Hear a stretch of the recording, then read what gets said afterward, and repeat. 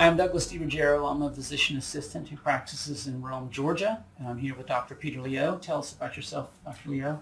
Thank you for having me. I'm Peter Leo. I'm a dermatologist. I practice in downtown Chicago. All right. Well, we are here today to talk about some exciting new data, and this is the Level Up trial that's been completed. Hasn't gone officially to print, although the data has been discussed at some recent congresses.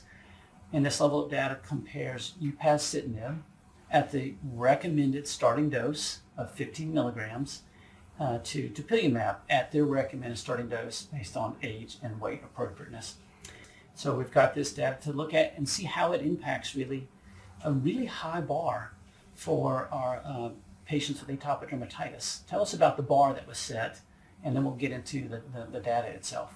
It's really exciting because I think we're seeing this elevation of the treat to target goals, and instead of sort of settling for just a little bit better or for some relatively low bar, now they're actually striving for an easy 90, so 90% or better improvement on that eczema area and severity index, and getting that itch score to 0 or 1. So basically no itch or just the tiniest little bit of itch, and having both of those is pretty intense, and I think a very, very high bar indeed.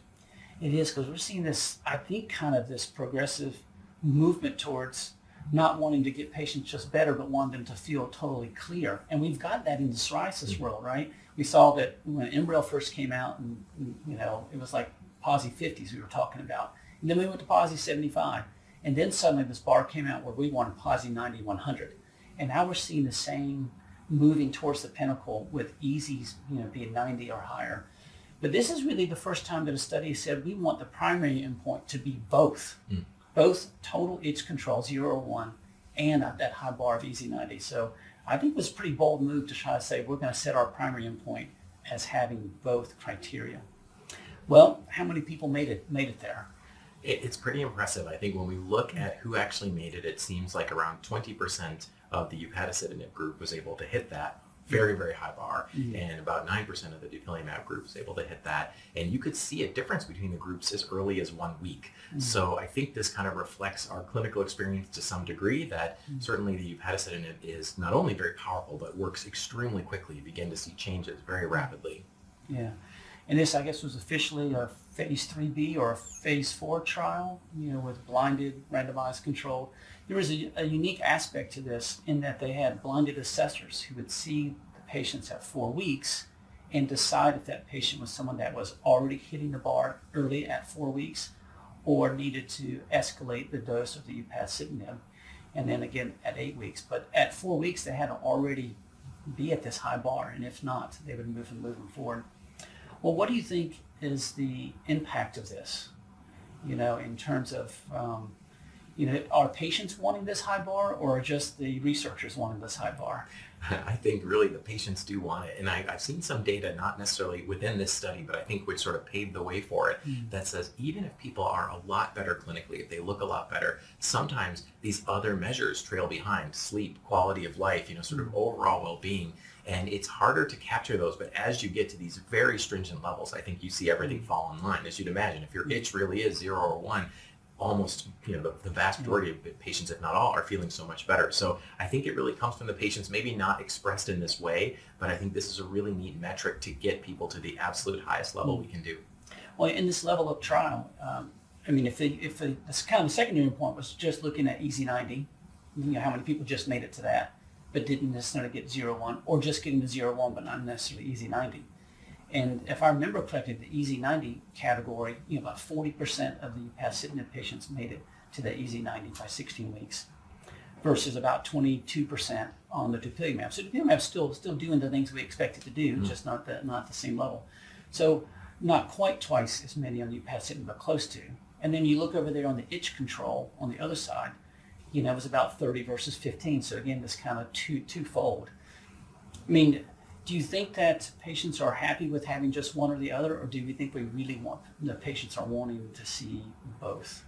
I think that having both, again, maybe the patients themselves wouldn't express it exactly in that way, but I really think that having both of those things is a special state. And if you really are able to achieve those, it has deeper meaning for the patient's overall well-being. If you look at different patient-reported outcomes or PROs, I think most patients really do want that. Although I will say, I don't think many patients even expect to be able to get there. And we have so many patients who have been struggling for years and they're just used to it. They're sort of inured to their disease. So when you talk about these ideas, these endpoints, I think they're kind of shocked. It's like, wait, I could be not just better, not just sleeping more, not just see less activity on my skin, but I could potentially be clear or almost clear for this longer period. And that's a big, big step.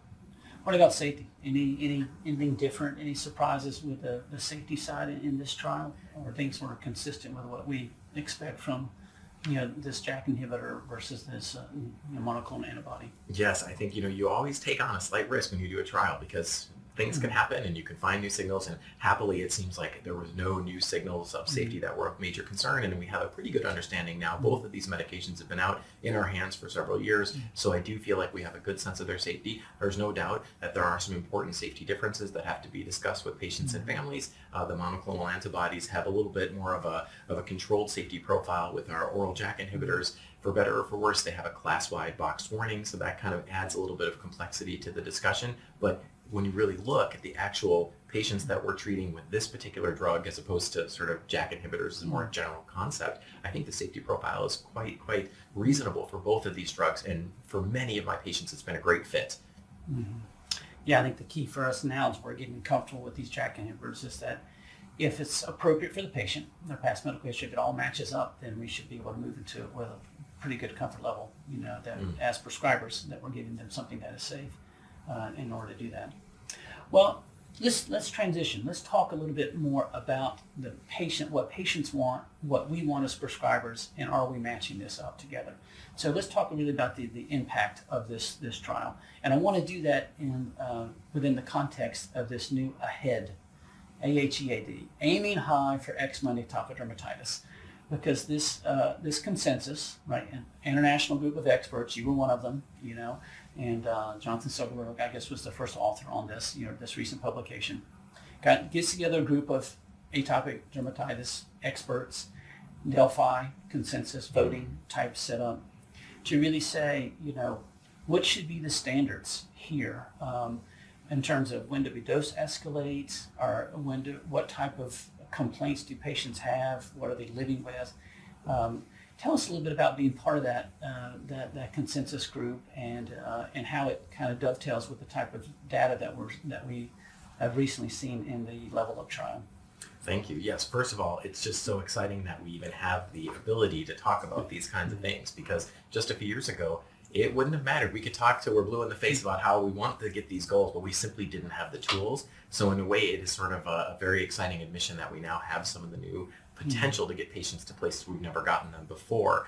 I also think that we are behind, though. I think that part of this is to stimulate everybody to start talking about the fact that, as you said, psoriasis is probably 10 years ahead of us in terms of those treat to target goals, in terms of really not only expecting to get your patients better, but even the patients expecting to be better. They see the TV shows. They have now family members or friends who have gotten there, and they can say to us, hey, can we do better than this? I'm not where I want to be. With atopic dermatitis, I think we're a little bit behind. So this is part of that natural evolution, that movement towards really setting the bar high. And it was so fun to talk about this and then try to figure out what's practical, because I wish I could just cure everybody instantly with one thing. We're not there yet, but can we get these very high levels of achievement? And is it something that we really think is attainable? And I think it is. I think we're seeing this now, that at least for a large swath of people, this is something we can get to. Well, what we're really seeing with this group is kind of a combination of patient-reported outcomes, patients wanting to be clear with no itch, and their quality of life, combined with ClinRo, the clinician-reported outcomes of seeing the skin clear as well. So it's great. I really applaud this, because to me, it's taking care of the inside and the outside. It's saying people internally want to live with feeling like they have no eczema. And externally, we want to see that they have no eczema, since we're so visually driven once we step into the room. And that's where I think this Level Up trial that's going to be published soon, it's comparing the regular FDA recommended starting dose of 50 milligrams of the upadacitinib with the ability to dose escalate if they don't hit this high mark of 0-1 itch and easy 90 compared to dupilumab. And so I think that this Level Up trial has given us, for the first time, they've said, even ahead of the publication of this consensus data, they already said, we're going to go ahead and try to move this bar even higher. So it's neat to see that. Do you know of others that are trying to hit this bar, or is the FDA going to begin to ask for this bar to be set this high? I don't know, but I do think this is going to have an effect on the field, and it's going to have an effect on future trials, because now people realize this is the new bar that we have to try to achieve. So I think you may see some other companies, even in the early stages of medications, rethink it, because now the score to beat is EASI 90 and 0 to 1 on itch. And if you can't get close to that, you have to sort of figure out, where do we fit into this market? Now, there's always going to be room for different approaches, and we really do still need a diversity of choices, because we know not everything works for everybody. So what may be the perfect treatment for one patient may not fit another patient. It's a very heterogeneous disease. But on the other hand, we understand that now the race has really begun. Yeah, and that's so much more important, I think, in atopic dermatitis than maybe in the psoriasis counterparts. Not just the heterogeneity, but also just the multiple triggering factors. When I put patients on these medications, I tell them, let's live with it for at least all 4 seasons of the year, because every season brings a different challenge. The winter is dry, the summer is sweat, the fall is fall sports, so every season has a time when potentially, their skin is attached to their lives. And if things happen, if your dog dies, or you fail a test, or you lose your job, or you get sick, that drug that's been working perfectly for you can suddenly begin to say there's a little bit of eczema coming up. So it's always going to be that, I think, to a certain degree, more so in atopic dermatitis than I'm seeing maybe in the psoriasis world. I don't know if you agree with that, but it's tough. There are a lot of multi-factors in this 100%. disease, more than almost anything else that we try to tackle. And patients often seek for, reason, why now, why me, why this? And I think you're right. There's 1,000 reasons, and you can't always chase it. You're kind of, grasping for the wind. But I love the fact that this trial really reflected the ability to have that chance to change the regimen if we need it, just like we might do in real world. So we start people at 15 milligrams of upadacitinib, but if they are having trouble and not getting to where we want, we now have the flexibility to go up to the 30 milligram dose. And even that concept of just having the dosing flexibility, I think, is an important piece that allows us to personalize the medicine towards the actual patient. Exciting times, isn't it? Definitely. And really, really neat to see this escalation of treatment expectations for us, and really for our population of patients that we treat. Thanks for being here and discussing this. Thank you for having me. This was wonderful, Doug.